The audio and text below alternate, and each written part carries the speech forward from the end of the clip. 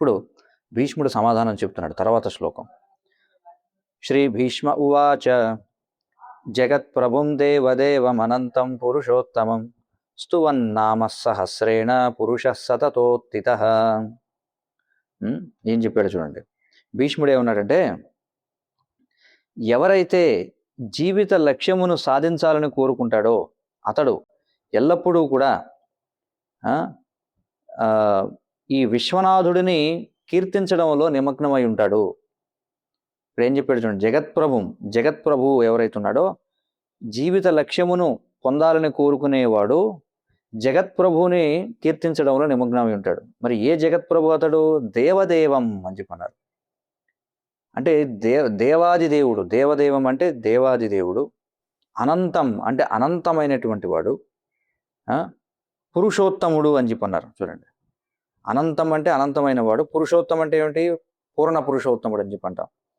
అతడిని ఏ విధంగా స్తుతించాలట? నామ సహస్రేణ. చూడండి. కాబట్టి అతడి యొక్క 1000 నామాలతో జగత్ప్రభు అయినటువంటి వాడు, దేవదేవుడైనటువంటి వాడు, అనంతమైనటువంటి పూర్ణ పురుషోత్తముడైనటువంటి వాడిని సహస్రనామములతో కీర్తించడం ద్వారా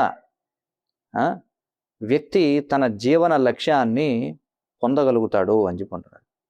ఇది మరొక విధంగా ఎలా చెప్పాడంటే, అసలు ఎవరైతే జీవిత లక్ష్యాన్ని పొందాలని అనుకుంటాడో, ఏంటి జీవిత లక్ష్యం? పూర్వ శ్లోకంలో చెప్పారు. జన్మ సంసార బంధనం నుండి ముక్తి సాధించడం. ఈ జన్మ సంసార బంధనం నుండి ముక్తి సాధించాలనే జీవిత లక్ష్యం కలిగి ఉన్నవాడు అతడు శాశ్వతమైన అనంతమైన పురుషోత్తముడైనటువంటి దేవదేవుడైనటువంటి ఆ జగత్ప్రభువు యొక్క నామములను, ఏ నామములు? 1000 నామములను కీర్తించడంలో నిమగ్నమై ఉంటాడు అని చెప్పాడు. కాబట్టి ఈ 6 విషయాల గురించి భీష్ముడు ప్రశ్నించబడ్డాడు అనమాట. 6 ప్రశ్నలు వేశాడు యుధిష్ఠిరుడు. మరి ఈ శ్లోకంలో మొదటి భాగంలో గొప్ప పండితుడైనటువంటి భీష్ముడు ఆయన మొదటి ప్రశ్నకు స్పష్టమైనటువంటి సమాధానాన్ని ఇస్తున్నాడు. మొదటి ప్రశ్న ఏమి ఇచ్చాడు చూడండి. మొదటి ప్రశ్న యుధిష్ఠిరుడు అడిగిన మొదటి ప్రశ్న ఏమిటి? కొంచెం వెనక్కి వెళ్ళి చూస్తే మనం చూడొచ్చు.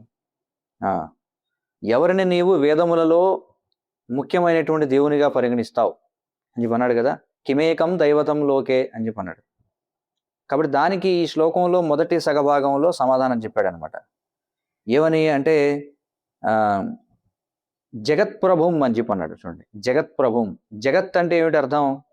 అంటే చర అచరమైనటువంటివి రెండూ కలిగినటువంటివి, ఇది జగత్ అని చెప్పుకుంటారు. జగత్ అంటే గచ్చతి ఇది జగత్.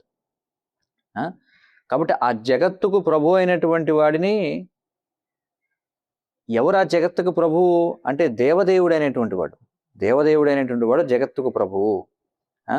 మరి అతడు తన యొక్క స్వభావం ద్వారా, తన యొక్క గుణాల ద్వారా, తన యొక్క శక్తుల ద్వారా అతడు అనంతమైనటువంటి వాడు. చూడండి, ఒక్కొక్క పదానికి అక్కడ మనం సంబంధాన్ని మనం చూసినట్లయితే ఆ జగత్ప్రభు ఇప్పుడు జగత్ప్రభు అవుతాడు ఎవరికైనా సరే. అంటే కొంతమందికి ప్రభువు, కొంతమందికి ప్రభువు కాకపోతే అతన్ని జగత్ప్రభు అంటారా? లేదు. అందుకే జగత్ప్రభుం దేవదేవం అన్నారు. అంటే దేవదేవుడైనటువంటి వాడే జగత్ప్రభు అవుతాడు. అతడు ఏమి కలిగి ఉన్నాడు అంటే అనంతమైనటువంటి లక్షణాలను, గుణాలను, శక్తులను కలిగి ఉన్నాడు. అందుచేత అతడిని పురుషోత్తముడిగా మనం పరిగణించాలి. ఒక వ్యక్తి పురుషోత్తముడు ఎప్పుడు అవుతాడంటే అతడికి అనంతమైనటువంటి లక్షణాలు, గుణాలు, లీలలు, శక్తులు ఉండాలి. అతడు దేవతలందరికీ కూడా దేవుడై ఉండాలి, దేవదేవుడై ఉండాలి.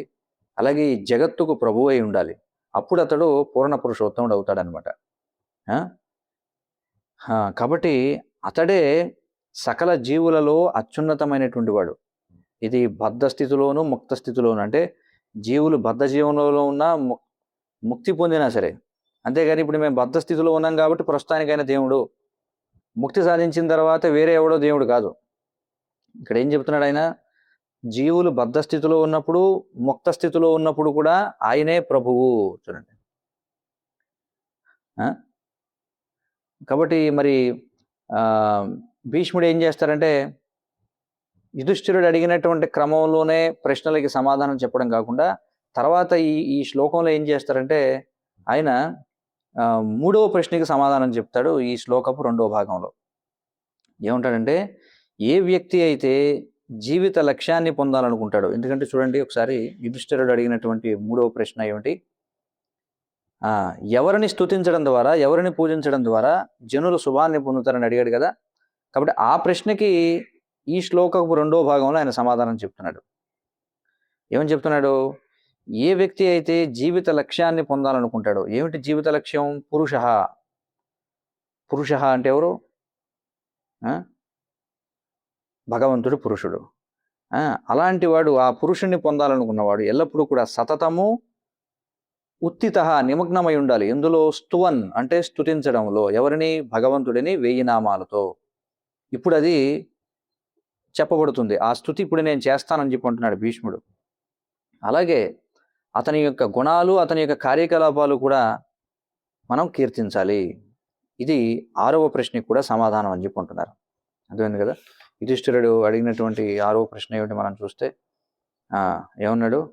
దేనిని ఉచ్చరించడం ద్వారా జీవి ఈ జన్మ సంసార బంధనం నుంచి విముక్తుడవుతాడని అడిగాడు కదా, దానికి సమాధానంగా ఇక్కడ చెప్తున్నాడు. ఏమంటున్నాడంటే ఆ యొక్క a person who desires to attain the goal of life is always engaged in glorifying the supreme person by his 1000 names అని చెప్పన్నారు.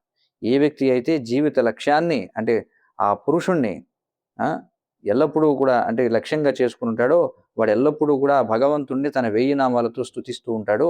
ఇప్పుడు అది నేను చెబుతాను అని చెప్పి అన్నాడు. అలాగే ఈ యొక్క భగవంతుని యొక్క లక్షణాలను, ఆయన యొక్క లీలలను కూడా స్తుతించడంలో నిమగ్నమై ఉండాలి జీవిత లక్ష్యాన్ని పొందాలనుకున్నవాడు. ఇది 6వ ప్రశ్నకు కూడా సమాధానం. మరి ఈ వాక్యం ఏదైతే ఉందో ఇది సర్వ దుఃఖాది గో భవేత్ అనేటువంటిది తర్వాత శ్లోకంలో మనకు వస్తుంది. సర్వ దుఃఖాది గో భవేత్ అనేటువంటిది దానికి కూడా ఇది అనుసంధానమై ఉంటుందన్నమాట. అది ఏ విధంగా తర్వాత శ్లోకానికి అనుసంధానమై ఉంటుంది అనేది భగవత్ చిత్తం అయితే మళ్ళీ రేపటి రోజున మనం చర్చించడానికి ప్రయత్నం చేద్దాం. హరే కృష్ణ కృష్ణ కృష్ణ హరే హరే, హరే రామ రామ రామ హరే హరే.